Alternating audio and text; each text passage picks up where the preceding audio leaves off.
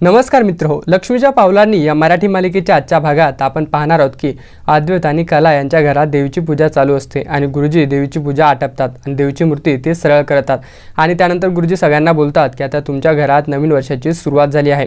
देवीची मूर्ती नवीन बसवल्याने तुमच्या घरातले जे सगळे प्रकोप होते ते आता नाहीसे होतील असे ते बोलतात आणि तुमच्या जीवनात नवीन सुरुवात असेल असे ते बोलत असतात। तर सगळ्यांचं हे ऐकून सगळ्यांचं मन हे प्रफुल्लित होतं। तर तेवढ्यात रंजनी बोलते की आता गुरुजी तुमच्या आशीर्वादाने कला आणि अद्वैत यांच्या आयुष्याची सुद्धा नवीन सुरुवात हवी असं आम्हाला वाटतं। तर हे ऐकून सगळ्यांना आनंद होतो। तर सरोजच्या मनामध्ये ते दुखत असतं। तर इकडे रूममध्ये अद्वैत आणि कला हे बेडरूममध्ये असतात। तर बेडरूममध्ये कला अद्वैतला बोलते की अद्वैत तू माझ्याशी काहीशी का बोलत नाही। तर तेवढ्यात अद्वैत बोलतो की मी तुझ्याशी बोलत असतो आणि तुला वाटतं की मी डिवोर्स पेपरवरती साईन नाही केले त्यामुळे तू माझ्यावरती नाराज आहे, पण तू हे मी सगळ्या गोष्टी हे पूर्णपणे करत असतो। तर अद्वैत कलाला बोलतो की मी सगळ्या गोष्टी पूर्णपणे करत असतो, कोणतीही गोष्ट अर्ध्यात सोडत नाही। मला सगळ्या गोष्टी अशा पूर्ण हव्या असतात।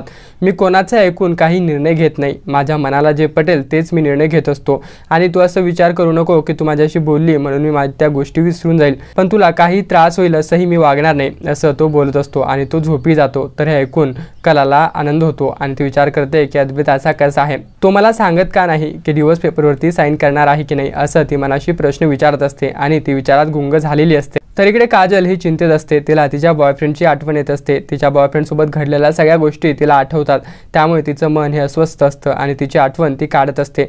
तर इकडे संगीता तिच्या पाठीमागून आलेली असते। तर काजल तिच्या बॉयफ्रेंडची आठवण काढत असते आणि ती विचार करते की सगळी मुलं अशीच का आहेत, त्याने मला अगोदर लळा का लावला असं ती बोलत असते।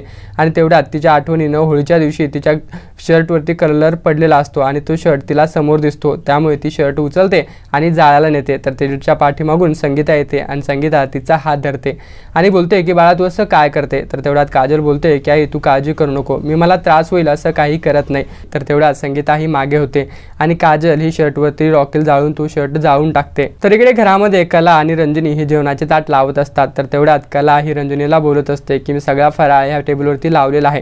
तर रंजनी तिला राहिलेल्या गोष्टीची आठवण काढून देत असते। तर तेवढ्यात कलाला आबाची आठवण येते आणि कला ही अद्वैतला सांगते की आबा काही आलेले नाही। तर अद्वैत येतो आणि अद्वैत सांगतो की आता मी आबाला कॉल करतो।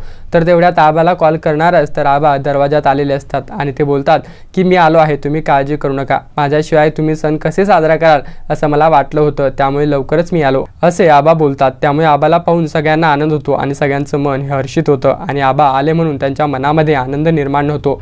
तर तेवढ्यात सरोजच्या मनामध्ये थोडीशी वाईट गोष्ट येते। तर तेवढ्यात आबा मध्यात येतात आणि आबा बोलतात की तुम्हाला सोडून असा सण कसा साजरा कराल, प्रत्येक सणामध्ये तुम्ही तयारी करता पण मी असल्याशिवाय तुम्ही काही सण साजरा करत नाही असे आबा बोलतात। तर हे ऐकून रंजनीला आनंद होतो आणि रंजनी बोलते आम्ही जरी सगळी तयारी करत असलो पण तुमच्याशिवाय कोणताही सण हा साजरा होत नाही आबा असं ते बोलतात। तर आबा बोलतात असू द्या, मी आता फ्रेश होऊन येतो, तुम्ही तोपर्यंत तयारी करा। तर आबा सोबत येताना आंबे घेऊन येतात। तर हे आंबे घरातल्या सगळ्या मंडळींना आवडतात। तर आबा तेवढ्यात बोलतात की तुम्ही आता बसा, आम्ही 2 मिनिटात फ्रेश होऊन आलो। तर आबा तिकडनं फ्रेश होऊन येतात आणि आबा अद्वैतला बोलतो की चला आता आपण गुढी उभारू आणि घरातील सगळी मंडळी आनंदानं गुढी उभारायला जातात आणि तेवढे सगळ्या गोष्टीमध्ये ते गुढी उभारत असतात। तर कला ही गुढीची पूजा करते आणि अद्वैत तुला तिच्या पूजामध्ये मदत करत असतो। तर रोहिणी सरोजला बोलते की बघितलं ना सरोज वहिनी, आता आबा आले आणि आबानं सगळं कंट्रोल त्या कलाच्या हातात दिला आहे, त्यामुळे कला आता बघा कशी वागते ती। तर सरोज बोलते की तू काळजी करू नको, मला कुठं काय करायचं हे सगळं समजतं, कला जरी आज सगळं काही करत असली तर तिला मी नंतर दाखवतेच असं ती बोलत असते। आणि कला ही गुढीपाडवाचा सण ही साजरा करत असते आणि ती प्रसाद सगळ्यांच्या हातात देत असते। तर तेवढ्यात कला ही सरोजला प्रसाद द्यायला जाते। तर तेवढ्यात सरोज ही कलाला टोमणं मारते आणि सांगते की तुझे सौभाग्याचं खोटं नाचवते ना हे लवकरच पुढे येईल, तू काळजी करू नको, तुला मी या घरात कधीही ठेवणार नाही, लवकरच तुला डिवोर्स देईल असं ती बोलत असते। तर हे त्यांचं बोलणं आबा ऐकतात आणि आबा बोलतात की तुम्ही काळजी करू नका, आज गुढी आहे, मनातील सगळ्या वाईट विचारांचा नाश करून आपल्याला आता नवीन सुरुवात करायची आहे असे आबा बोलतात। तर आबाचं हे बोलणं सगळ्यांना पटतं। तर कला ही सगळ्यांना प्रसाद देते आणि अद्वैतला बोलते की अद्वैत तुला नवीन वर्षाच्या हार्दिक शुभेच्छा, तुझ्या मनामधल्या असलेल्या वाईट विचारांचा त्याग करून तू नवीन गोष्टीची सुरुवात कर असं कला ही अद्वैतला बोलते आणि इथेच मालिकेचा भाग संपतो। अशाच मराठी मालिकेच्या स्टोरीज जाणून घेण्यासाठी आत्ताच आमचं यूट्यूब चॅनल सबस्क्राईब करून समोरील घंटीचं बटन दाबायला विसरू नका। धन्यवाद।